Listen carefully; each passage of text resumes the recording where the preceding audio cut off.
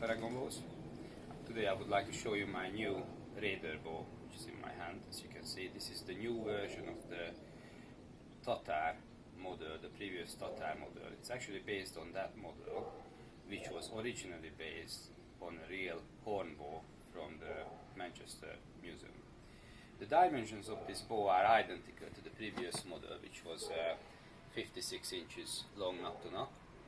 Same dimensions, but the look is slightly different. As you can see, it's very curvy and the tip is quite aggressive, as you can see it all the way through. It's quite nice actually.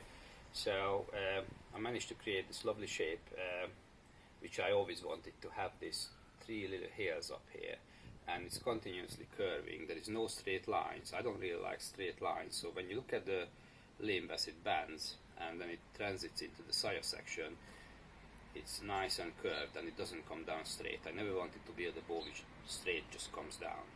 When you build a bow like this, it's a little bit more unstable than, or less stable than a straight limb bow.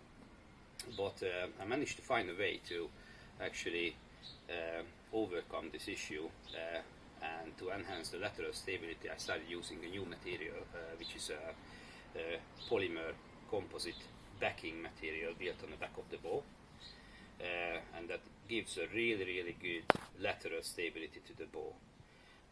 And further to that, if you look at the bow when it's unstrung, as you can see, I built a slight decurve here, slight deflex into the limb, which makes the bow much easier to string. So when you put the string on a bow, it's much easier to do that, despite the fact of the aggressive pointing upwards tips, which is sort of the traditional look of a Tatar bow. When you go to the museum and look at a Tatar bow, that's the sort of a tip you will find on them. So I put that little deflex in the limb, and that even helps beginners to actually string the bow. So it's despite the look of the bow, it's quite easy to string. Okay. So the other new thing on this bow is I'm not using any stable core in the bow anymore. I removed the stable core, and instead of the stable core I started using that new material on the back of the bow, which is the backing material. The bow still using fiberglass and bamboo limbs and various options for the riser and the saya and the tip section. You can pick various colors of spectra ply or bamboo or walnut, the usual stuff, whatever I used previously. So they are all available, and pretty much like I said, all the dimensions are same. Brace height is 7 inches and the string is the same length, but I managed to enhance the stability of the bow without losing or compromising on the speed of the bow, which was very important. So when you look at the stability, my main focus was the lateral stability here, because when you're stringing the bow, this is what's causing the problem, because you can actually break the bow, or the bow can twist out when you're stringing it.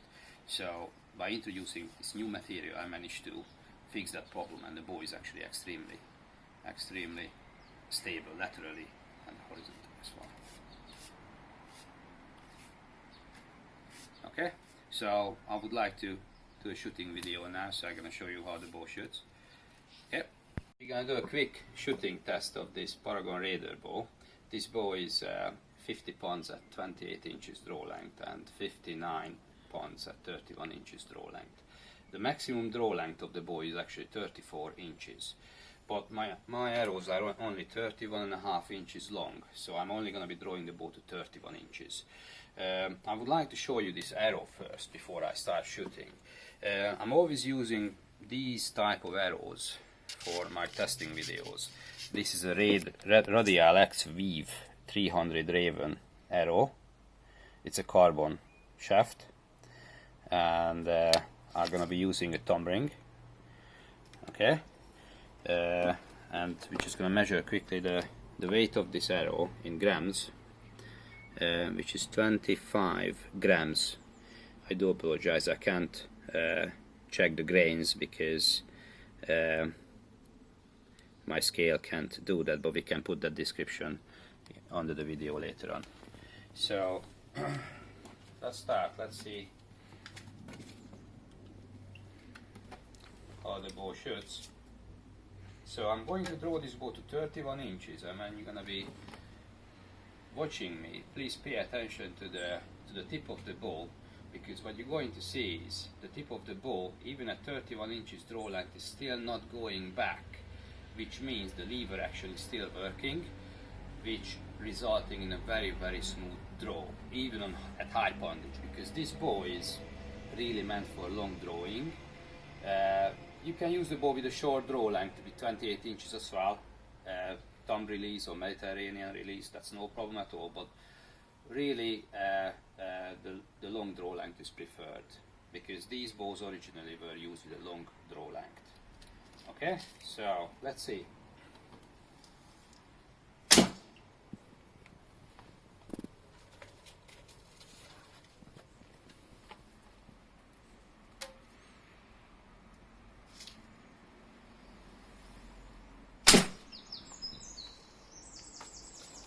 I will try to pause at full draw length so you can follow the movement of the bow tips and the sire.